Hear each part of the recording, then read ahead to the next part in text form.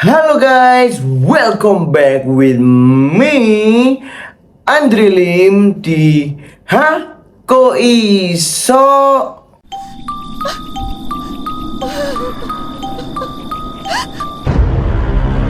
Jadi hari ini aku mau cerita lagi guys mengenai pengalamanku menjadi seorang anak indigo.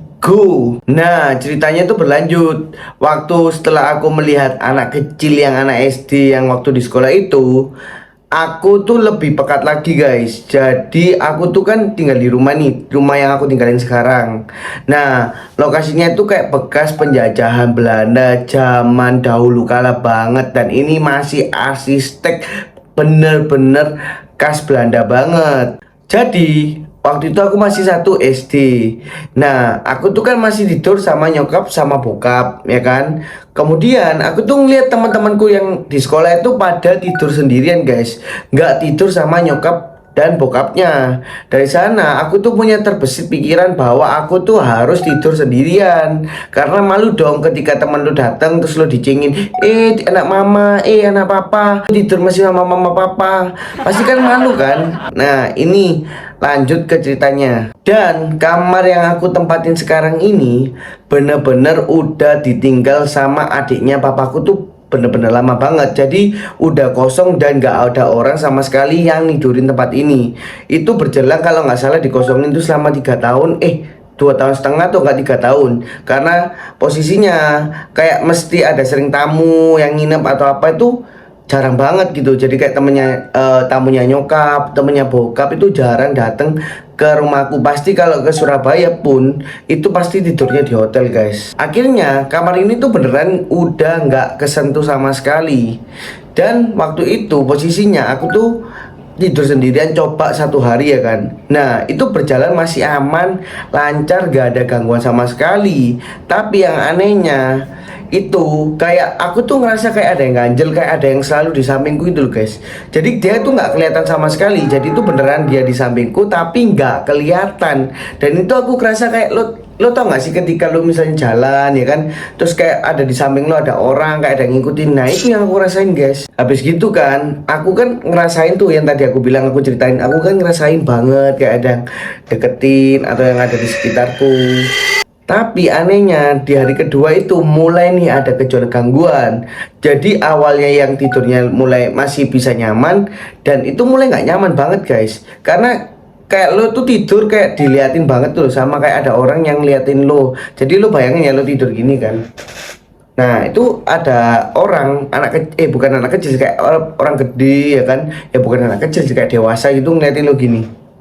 Nah, dan lo tuh sampai ke bawah mimpi. Jadi tuh waktu itu aku dimimpiin ketemu sama orang kan, orang zaman jajahan Belanda dulu lah. Nah, bisa disebut namanya tuh Doni. Nah, dia tuh cerita dalam mimpiku kalau itu tempatku, itu tempat yang aku tidurin biasanya. Dan kamu tuh cuma numpang karena aku itu udah lama banget tinggal di sini. Akhirnya aku kan shock ya kan, pasti kebangun ya kan, sampai keringetan, sampai bercucuran keringet banget lah. Terus semenjak itu aku kan keringetan, aku minum air putih karena habis mimpi buruk. Terus kemudian kan aku pipis nih karena kebelet pipis juga kan. Nah posisinya nyokap tuh sama bokap di atas, jadi dia nggak mungkin turun ke bawah ya kan. Nah dan waktu itu aku tuh kan lagi pipis, aku tembok lah kunci kamar mandinya itu. Nah tiba-tiba itu kayak ada langkah jalan kaki anak kecil tuh ngarah ke arah kamarku. Dan itu beneran besar banget langkah kakinya tuh, kayak deg deg deg deg. Kayak lo tau gak sih kayak ada orang yang pakai sandal zaman dulu, kayak mungkin kalau di daerah kalian nggak ada ya kan, tapi di daerahku tuh masih ada waktu itu. Jadi kayak teteng tek tek tek tek tek tek, kayak orang yang kencing di kamar mandi terus pakai sandal gitu. Nah itu. Kemudian aku tuh shock banget kan. Aku tuh mau keluar kayak ragu-ragu, kayak masa sih nyokap atau bokapku tuh masih bangun. Karena posisinya nyokap itu harus bangun karena waktu aku SD dia tuh pergi ke bengkel ya kan sama bokap. Nah ini tuh aku harus bener-bener dengerin gitu loh, ini beneran nyokapku atau bukan. Karena posisinya yang tadi aku bilang, bokap sama nyokap tuh harus ke bengkel pagi-pagi. Dan jarang banget dia kalau bangun nggak manggil aku, karena takut aku tuh begadang atau nggak tidur gitu kan. Ya udahlah, akhirnya aku tuh memutuskan guys, di sana itu aku ya udahlah aku keluar aja, siapa tahu itu mungkin nyokapku lagi mau ngambil minum atau apa gitu kan. Ya udah aku tuh keluar dari kamar mandi. Yang anehnya itu beneran gak ada orang, dan aku jalan mau ke kamar tuh kan, dari kamar mandi ke kamarku kan kayak nggak jauh banget, dan itu aku jalan dan itu ada bau yang nggak enak tuh, bau kembang kuburan. Singkat cerita, jalan tuh tadi mau ke arah kamar. Nah, bau kembangnya tuh kayak nyengat banget tuh, sampai aku tuh bingung nih, kok jam segini masa sih ada orang yang meninggal gitu kan. Karena kan aku dulu tuh sering main sama anak kampung lah, anak kecil yang suka main layangan, main di tempat-tempat sepi, atau main sepak bola, atau main petak umpet gitu kan. Jadi kan aku tahu bau yang dijual di kembang kuburan tuh seperti apa gitu loh. Nah, akhirnya aku mau masuk ke kamar, tiba-tiba itu kayak, tahu nggak sih, aku udah masuk nih, kayak ada yang geduk duk duk duk duk, sumpah ini merinding loh, ini merinding. Nah itu kan duk duk duk, terus aku kan buka stroke gitu kan, aku lihat gak ada orang. Terus akhirnya aku tidur lagi tuh, aku langsung kayak selimut ini ya, aku tutupin ke muka, terus aku langsung doa, Tuhan Yesus tolong tolong tolong tolong aku, tolong aku. Akhirnya aku di sana aku maksain tidur. Nah, di hari selanjutnya aku otomatis kan cerita sama nyokap sama bokap, "Pah, kemarin aku kan tidur sendirian tuh di bawah ya kan.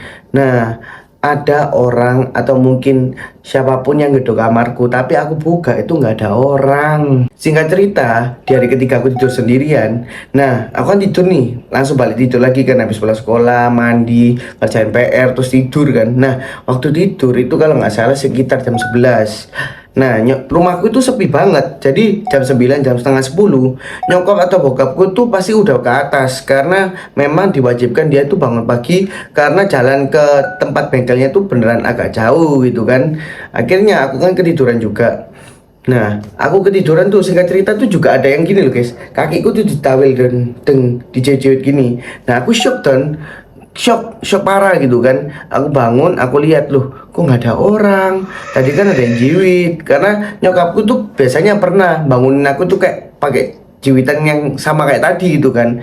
Nah, akhirnya aku, singkat cerita, aku naik tuh ke atas kan. Aku tanya mamaku kan, "Ma, tadi mama bangunin aku ta?" Terus mamaku bilang enggak. Gue nggak bangunin kamu kan. Sampai marah-marah dia bilang, Kamu kok gak tidur? Kamu tuh bisa sekolah. Mama ini capek. Ya udahlah. Akhirnya aku takut, akhirnya turun lagi tidur di bawah. Nah, terus hari keempatnya guys, ini yang paling parah. Anak itu kan, kamu tahu nggak sih, pernah waktu zaman kecil itu kamu pernah kayak ditindihin sama hantu, atau mungkin kayak dibilang tuh hantu. Nah, itu beneran aku tuh ditindihin, dan aku tuh mataku posisi tuh kan nggak bisa melek kan. Akhirnya aku tuh berusaha akhirnya bisa buka mata doang, dan aku ngeliat anak kecil itu lagi duduk ngeliat aku gini guys. Jadi matanya tuh sambil ngeliat mataku gini, dan aku shock, dan aku tak mau teriak-teriak, nggak bisa ngeteriak, nggak bisa, sampai aku nangis minta tolong, Tuhan Tuhan tolong, ampun, tolong bantu aku, tolong anakmu ini kan, karena aku beneran takut gitu loh. Dan akhirnya itu menghilang gitu kan. Nah, yang kelima ini yang paling parah. Hari kelimanya kan udah ditindihin, terus setelah itu kan aku tidur ya kan. Hari kelimanya aku tuh kan tidur lagi nih, singkat cerita ya kan. Nah, singkat ceritanya aku tidur lagi. Hari kelima itu aku kayak dibisikin sesuatu. Nah, mau tahu nggak bisikin sesuatunya apa? Minggir, itu tempat aku. Kamu pergi. Anjir, kaget aku. Aku kan akhirnya lama kelamaan kan kebal kan, karena anak itu juga yang sering ganggu aku.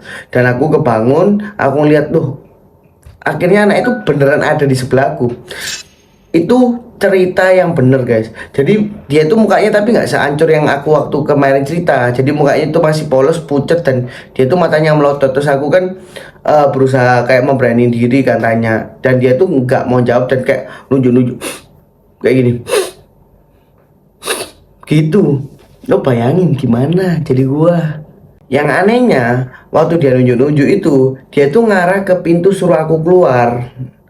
Tapi aku kan nggak mau ya kan. Aku takut dimarahin nyokap sama bokapku. Walaupun aku takut, lebih takut dimarahin nyokap sama bokap, karena bener-bener menakutkan deh kalau marah gitu kan.